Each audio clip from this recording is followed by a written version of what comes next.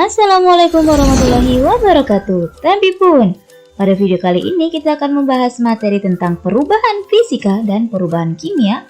Materi ini dipelajari di bab 2, zat dan perubahannya materi IPA di kurikulum Merdeka.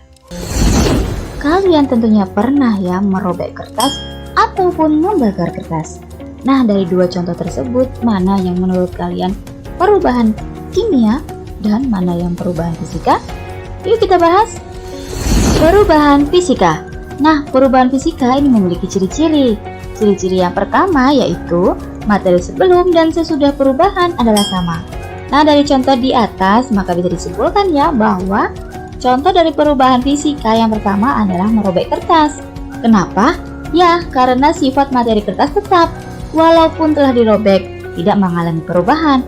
Artinya dari kertas tetap menjadi kertas, hanya berubah bentuknya saja. Contohnya yang lain adalah kayu yang bisa menjadi kursi, lemari, ataupun meja. Nah, untuk contoh yang lainnya lagi, kalian tentunya tahu ya. Nah, ciri-ciri perubahan fisika yang kedua yaitu memiliki sifat dapat kembali ke bentuk semula atau disebut juga reversible. Contohnya adalah perubahan wujud zat yang sudah kita pelajari di video sebelumnya. Nah, contohnya es dapat meleleh menjadi air jika diletakkan di suhu yang lebih tinggi, dan air tersebut dapat membeku menjadi es lagi jika ditempatkan kembali ke freezer. Nah, memang benar sih, es dan air ini memiliki sifat yang berbeda. Namun, zat yang ada di dalamnya tetap sama, yaitu H2O ataupun air. Selain perubahan wujud zat, perubahan fisika juga dapat terjadi ketika kita melarutkan sebuah zat. Contohnya ketika kita melarutkan gula. Nah, hal ini karena larutan gula tersebut masih terdapat air maupun gula. Tidak ada zat atau materi yang baru yang terbentuk. Sifat air masih bisa kita lihat karena dapat dituang dari wadah satu ke wadah yang lainnya. Dan juga sifat gula akan tetap manis. Nah, artinya tidak ada materi yang berubah. Perubahan kimia. Jika contoh di atas tadi, kertas disobek merupakan contoh dari perubahan fisika, maka kertas dibakar ini merupakan contoh dari perubahan kimia. Nah, perubahan kimia ini terjadi apabila terjadi perubahan materi, baik sesudah maupun sebelum terjadi perubahan. Yang pertama, adanya perubahan warna. Pernah ya melihat seseorang yang mengecat rambutnya?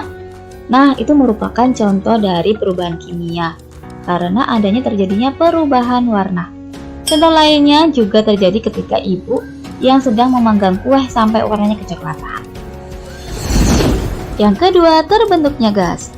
Tanda kedua dapat dilihat pada reaksi antara logam magnesium dengan larutan bening asam klorida. Nah, pada larutan tersebut akan terbentuk gelembung yang terbentuk pada saat air mendidih, karena gelembung-gelembung ini merupakan hasil reaksi kimia antara magnesium dan asam klorida yang membentuk gas hidrogen. Selain gas hidrogen, dihasilkan pula larutan magnesium klorida. Jadi, dapat dilihat ya bahwa zat yang ada di sebelum dan sesudah reaksi itu berbeda. Yang ketiga, terbentuknya endapan. Beberapa reaksi kimia menghasilkan endapan sebagai salah satu produknya. Padahal tidak ada endapan atau padatan pada reaksinya. Reaksi awal biasanya berupa larutan yang keruh setelah dicampur. Nah, larutan yang keruh menunjukkan adanya padatan yang tidak larut. Apabila dibiarkan beberapa saat, maka padatan itu akan menumpuk di bagian bawah tabung reaksi ya. Nah, padatan ini yang disebut sebagai endapan. Yang keempat, adanya perubahan energi. Reaksi kimia yang terjadi pada saat terjadi ledakan menunjukkan adanya cahaya dan panas. Cahaya dan panas adalah dua bentuk energi. Reaksi lainnya yang menunjukkan perubahan energi adalah reaksi pembakaran logam magnesium, seperti yang dicontohkan pada video tersebut. Ada cahaya yang sangat terang yang terlihat ketika pembakaran. Setelah pembakaran diperoleh serbuk putih seperti abu, yaitu magnesium oksida. Jadi, Intinya, perubahan kimia ini terjadi karena adanya materi baru yang terbentuk, yang bisa ditandai dengan adanya perubahan warna, terbentuknya gas, terbentuknya endapan, ataupun adanya perubahan energi, ataupun adanya perubahan panas. Nah, contoh yang lainnya tentu kalian bisa ya mencarinya di kehidupan sehari-hari. Oke, materi cukup sekian, Budi akhiri. Wassalamualaikum warahmatullahi wabarakatuh.